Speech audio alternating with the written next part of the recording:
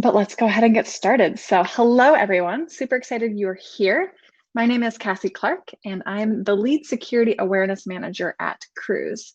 I'm excited to chat with you all today about this idea of bringing your authentic self to work or your whole self to work.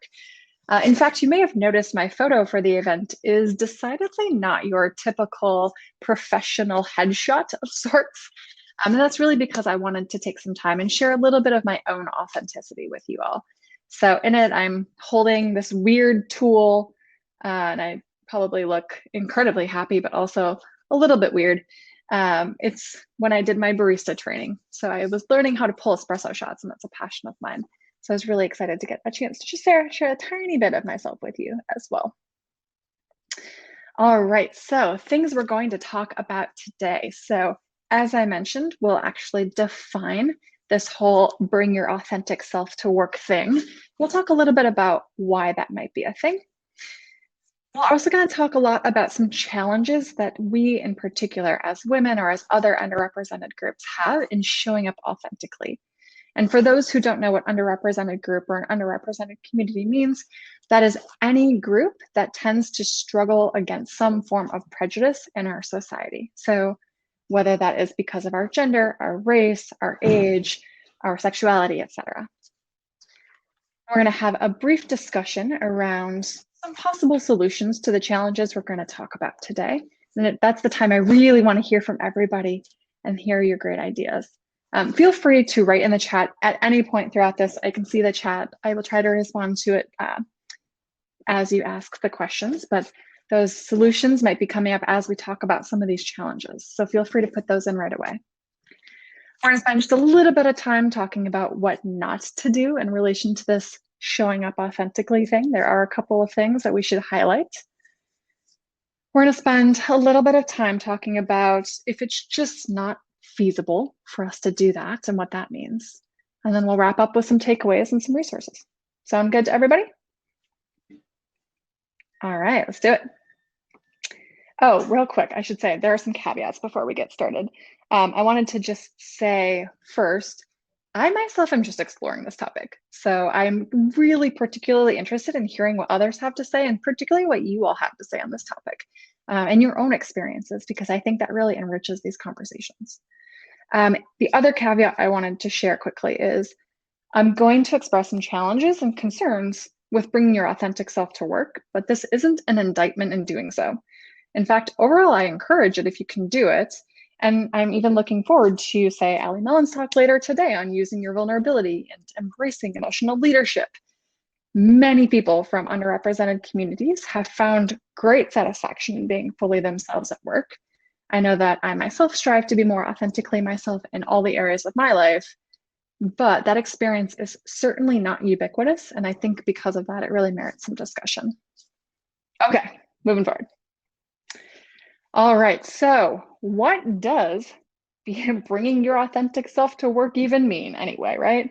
And why should we even bother doing it? Just a quick note, you may also hear this term bringing your whole self to work. It's really similar, generally is interchangeable. So Mike Robbins wrote a book called Bring Your Whole Self to Work, pretty applicable, and he describes this concept this way. The foundation of bringing your whole self to work is authenticity, which is about showing up honestly, without self-righteousness and with vulnerability. This means showing up authentically, leading with humility, and remembering that we're all vulnerable, imperfect human beings doing the best we can.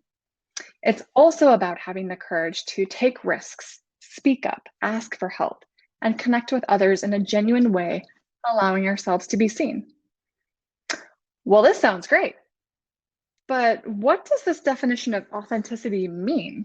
And does it mean we're not authentic when we don't feel safe enough to be fully ourselves? That seems inappropriate, right?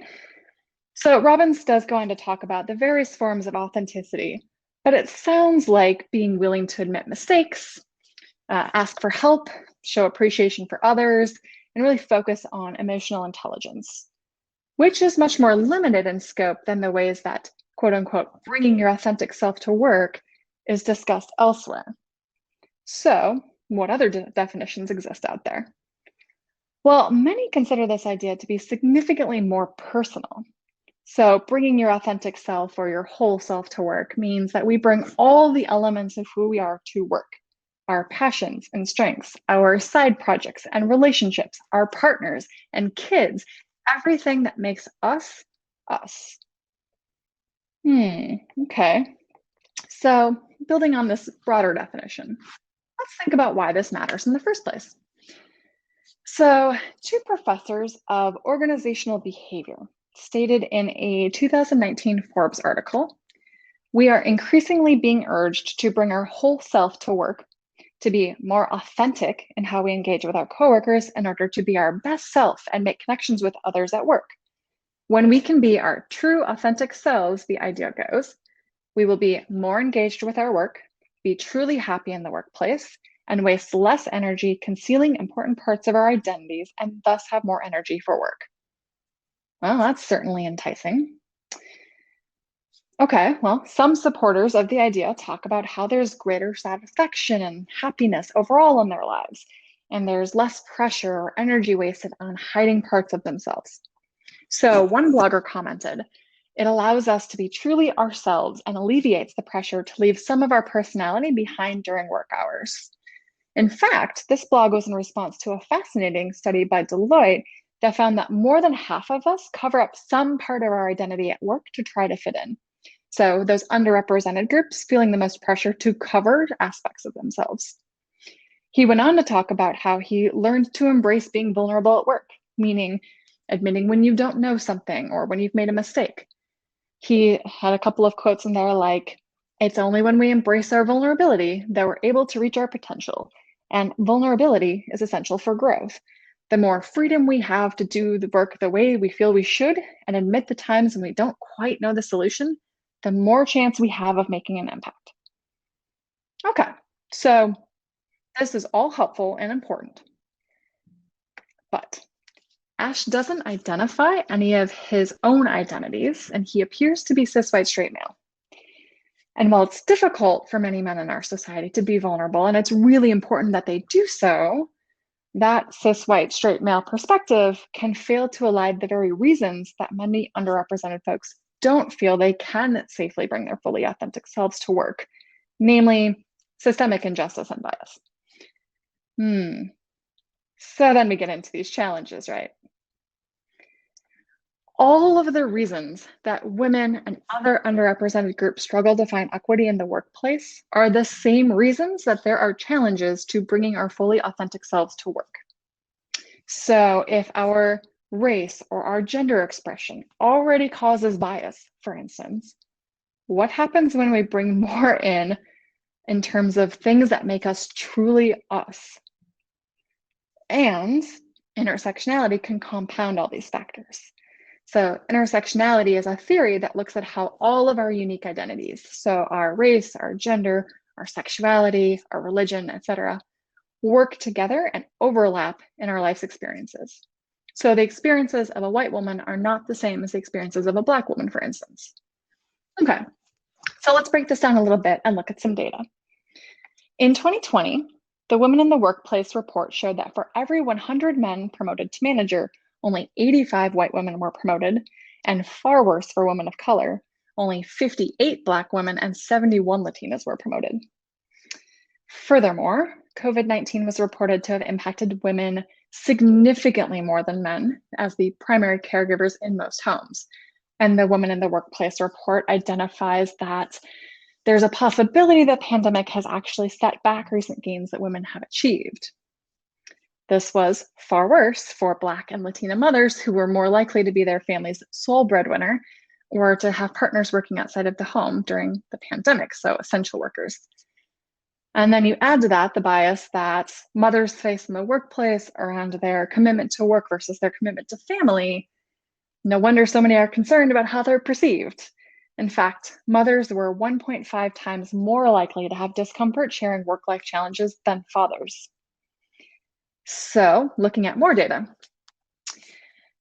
According to a Gallup panel in late 2020, 1 in 4 Black and Hispanic employees reported feeling discriminated against at work, compared to 15% of white employees, or about 1 in 7. So this makes sense. Black women, for example, are promoted more slowly than their counterparts, are significantly underrepresented at leadership, and frankly face more day-to-day bias in their workplaces.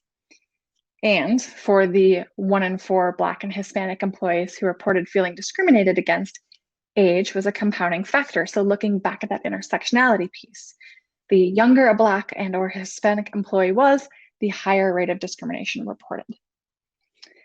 So let's bring this into context a little bit. If you have a same-sex partner, are you able to display photos of your family at work? What happens if you are observing religious traditions and meetings are scheduled during those times? If you are a Black, Indigenous, or person of color, can you fully express yourself? Or are you required to engage in something called code switching, which is a term used to describe when speakers alternate between 2 or more languages or language varieties, such as African American Vernacular English and what they call formal settings, which, let's be honest, it means white. All of these things start to come into play, right? Absolutely. I'm just reading your comments real quick, Nicole. Yeah, absolutely. So Nicole is saying she's been a coach for many years. This is the first year the majority of the clients really floated the idea of leaving their careers. A lot of those people being women in tech. Absolutely. So I think those professors from the Forbes article I mentioned before summarize this challenge really perfectly. So they say, we are not denying that when you can bring more of yourself to work, you are more likely to feel more comfortable and be more productive. Authenticity and workplace connections with colleagues make a positive difference. However, organizations don't always promote the most productive people. They promote people who are productive and represent the core values of the organization. If you don't fit in the organization, you are unlikely to gain influence. This suggests a negotiated process. So in other words, there are power dynamics at play in the workplace, both officially with management and unofficially with cultural systems of power. So what are we afraid of?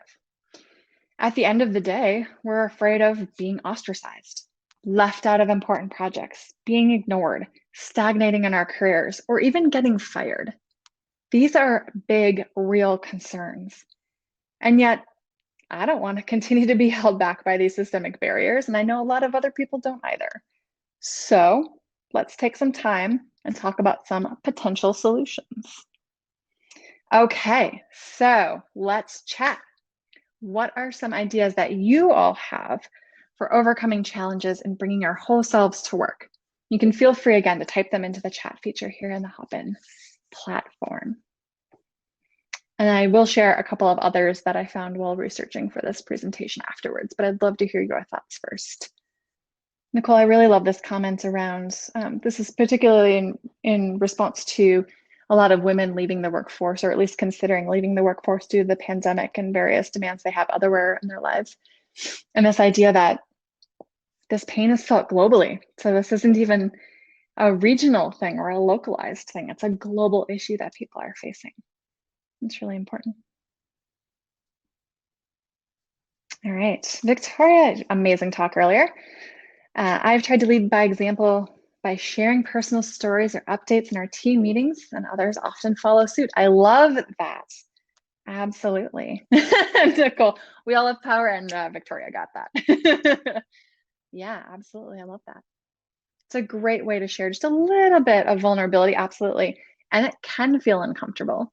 And the next slide, actually, there's a couple of suggestions around how much vulnerability to share and how to really feel into that discomfort. So it's something that feels doable, but not so uncomfortable that it prevents you from being safe doing so.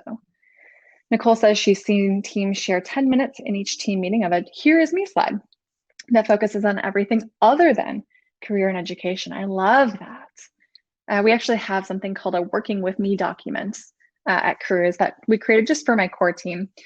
And there is stuff in there about the best ways to work with you. So a little bit more instructional, I guess, but in a much more interpersonal way. And then there are certain little additives about passion projects or other ways to get to know me a little bit better. And I found those to be really helpful when starting to engage with some of my teammates in a different way. Yeah, oh, Nicole, I love this. So, as a former leader, asked team members to include all national holidays and religious holidays into their calendars, and then schedule and celebrate accordingly. So, and what I love about this next comment, Nicole, where you say this was after I helped schedule a global go live during Ramadan, is that you admitted, hey, I actually realized that I overlooked this and it's really important to some people. And I want to make sure I honor that in the future. So you owned your mistake and then you allowed others you sort of to help facilitate moving forward a way of honoring those timeframes for people. It's really cool. Michaela says, in my case, I found showing vulnerability with mental health with team. Absolutely, that's huge. And really openly encouraging conversations is useful. And then calling out educating versus around microaggressions. Yes, I love that. For those of you who don't know what a microaggression is, it's all of those little tiny daily, they call them microaggressions. Frankly, the best way I've heard it is just because the person perpetrating it might not realize it's an aggression, doesn't mean it's perceived as a micro effect. So it could have a macro effect on somebody. But all those little things that remind you of the disempowerment you might feel in your day-to-day life. So an example that is commonly said is if you are, let's say, an African-American woman and somebody comes up and touches your hair without permission, or Black women who are often told, oh, you're so eloquent. Sounds like a compliment, but the concept is, or the idea that's resonating behind that is, oh, I'm surprised that you're so eloquent, instead of course you're eloquent. Of course you have smart things to say. Why wouldn't you? Yeah, I love that. Nicole, yeah, so I don't get to decide what impacts you and how. You don't get to decide what impacts me and how. Yeah, and being able to have some of those conversations, I think, is really beautiful. Yeah, so good. And Michaela, I love that component you mentioned about mental health too. That part is, I think, becoming more popular in terms of how we can talk about it, but certainly also still difficult. There's still stigma around that.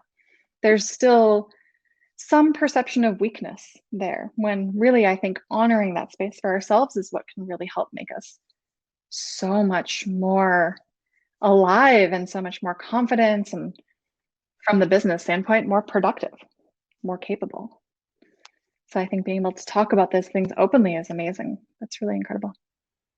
And some workplaces, I think, are starting to pick up on that and offering more mental health resources. But of course, then you have all of the other issues that you see at these same workplaces, right? So work-life balance being one.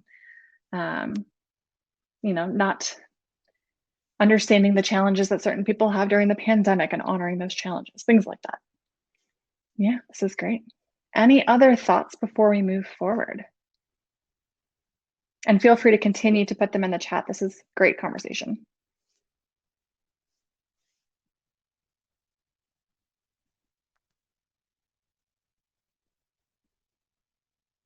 Okay, like I said, feel free to continue to put those in the chat, but a couple of other suggestions that I found while researching this.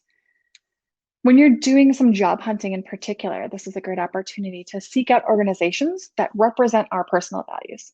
So even before you accept a job offer, you can use that interview process as a time to figure out or try to get a sense of whether or not your whole self will be accepted. And I really encourage you to talk to the important people in your life during this process and really talk through expectations, both at family and at work, and some of the desires that you have really openly. Some simple things we can do to be more authentic at work are admit when we don't know something, acknowledge when we've made a mistake. Nicole had that great example before, or ask for help in a genuine way. So it's a form of authenticity that isn't necessarily the same as bringing all of our identities to the table. So it's a little bit of baby steps as opposed to all of it here now, all or nothing. When a fit is not necessarily perfect in terms of authenticity, don't let inauthenticity be a behavior to trying new behaviors. So what I mean there is actions that might feel inauthentic at first might simply be unfamiliar. So try to feel through some of those things for yourself. What is inauthentic to you versus just something that's a little less familiar? The authors from the Forbes article, those professors, actually suggest a three-step approach. So first, Find out what is uncomfortable about the engagement for you. Second, pick 2 to 3 what they call high value behaviors that are addressing this discomfort. So, for example, let's say that you are an introvert. So, I'm an introvert. I don't speak up in meetings unless I'm sure I have something important to say. But I've recognized that others appear to value contributions regardless. Okay. And then the third thing would be to conduct these small experiments in using these behaviors. So going back to that introvert example, over the course of a month, I will make at least 2 comments in every meeting. And to help myself in doing that safely, I'm going to be well prepared and bring in a set of open questions that I can pose to people in the meeting, and that can help me engage with the audience a little bit more. So this shifts that habit to getting more involved in the conversation in a way that also is going to gradually reduce that discomfort, or make you feel like, this actually is not getting less comfortable, so maybe this isn't the appropriate way to go. It can help you identify that line there for yourself. And then I really want to call out that leaders should be promoting a learning culture where diverse views are truly encouraged. So Jonathan Jackson was quoted in a Culture Amp article and had some really great advice I wanted to share. He said, get the uncomfortable feedback before you need it. Don't think about the spaces everyone exists in. Think about the ones people don't talk about. It's not necessarily safe to share what life is like outside the office, but we inevitably bring it in with us. Saying your environment is welcoming is one thing. Making space for what it could be is another. I love that. So thinking about, are there ways we can encourage these kinds of conversations? And with that, I want to be sure that we talk about what not to do, because that, of course, always comes up as well. So first and foremost, we should absolutely not force somebody to be openly vulnerable when they choose otherwise, or to denigrate someone who chooses not to bring their fullest selves to work. We just talked about a lot of reasons why it's scary to do so, right? And many people have reasons why they may not choose to be vulnerable at work, and that's okay. Vulnerability does not necessarily mean disclosure. We should also really not force personal connections with others who may not be interested in participating. And this one I'm going to call out to the men in particular. So in particular, for some women, this can start to quickly feel invasively intimate and threatening. And it's something we're all too familiar with. So we need to be very careful with that. This is the one that I struggle with. So oversharing. This one's tricky, I know, and it comes down to emotional intelligence. So I'm someone who happens to feel pretty comfortable sharing personal information, but I recognize that not everyone is in a place where they feel comfortable hearing it. So sharing information requires trust, yes, but receiving information also requires a certain amount of trust. So we have to try to find that complex balance, and it will probably be some trial and error. We should not say whatever we feel like.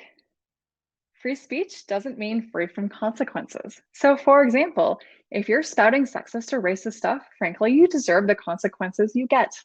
Codes of conduct exist for a reason. And finally, and I really firmly believe this, we should not give our company our whole lives. So there are some that feel companies who encourage bringing our whole selves to work do so because they aren't giving employees a reasonable time to have their whole lives outside of work. We certainly see that work-life balance challenge in tech. Your whole self is still entitled to privacy and time off, period. Okay. So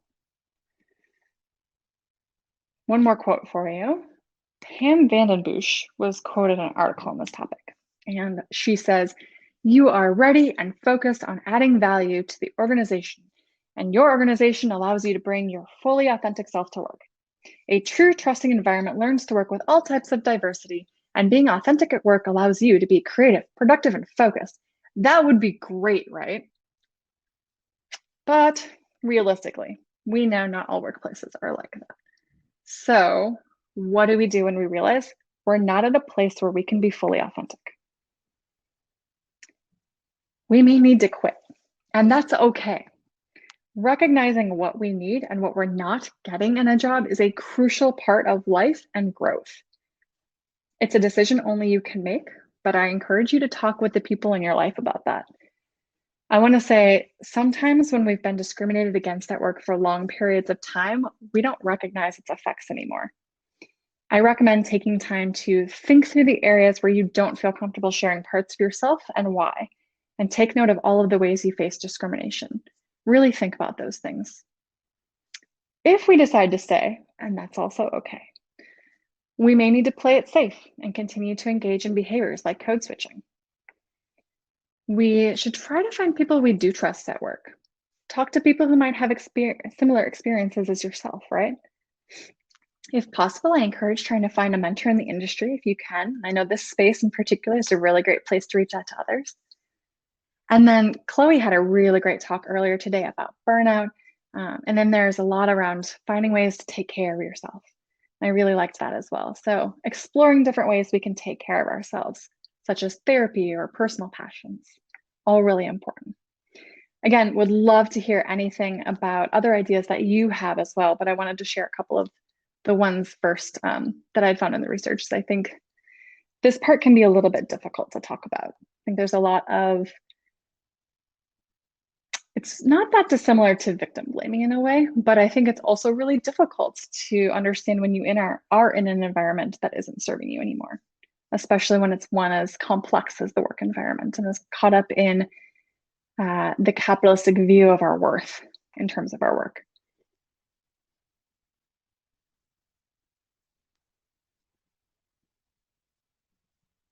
Also, I'm so glad it's been helpful, especially as fellow introverts.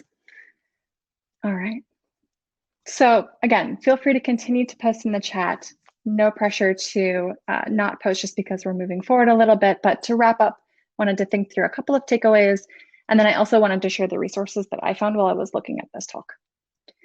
So a couple of key takeaways. So of course, bringing our fully authentic selves can be powerful, can promote more diverse views, can give us ourselves greater satisfaction. Awesome.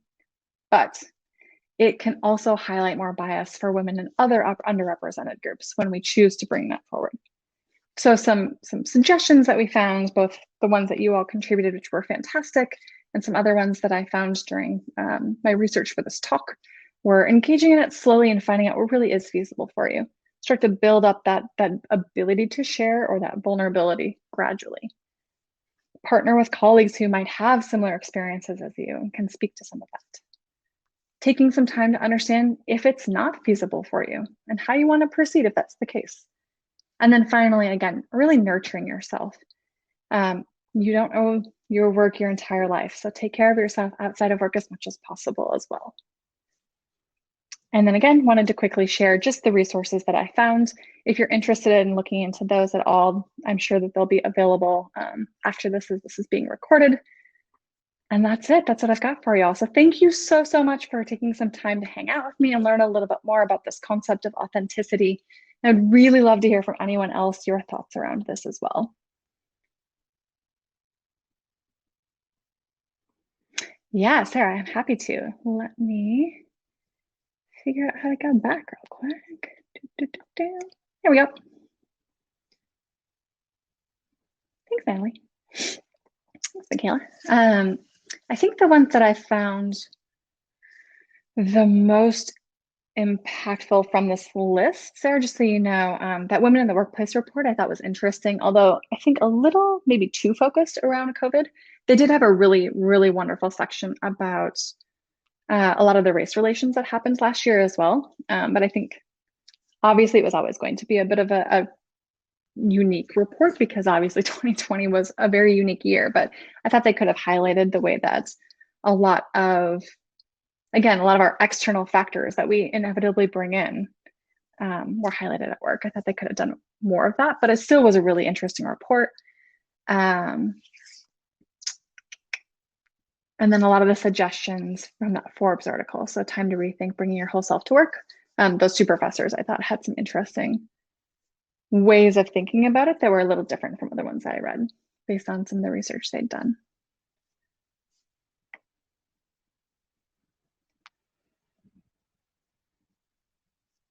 All right, well, I will stay on here in case anyone else has any questions or wants to reach out, but feel free to Yeah, absolutely. Feel free to go check out the other sessions. I think there are a few still going or a couple that start at 2, so I may have ended just perfectly for y'all if you're hoping to catch a 2 o'clock one. But again, thank you so much for joining. Really appreciate it.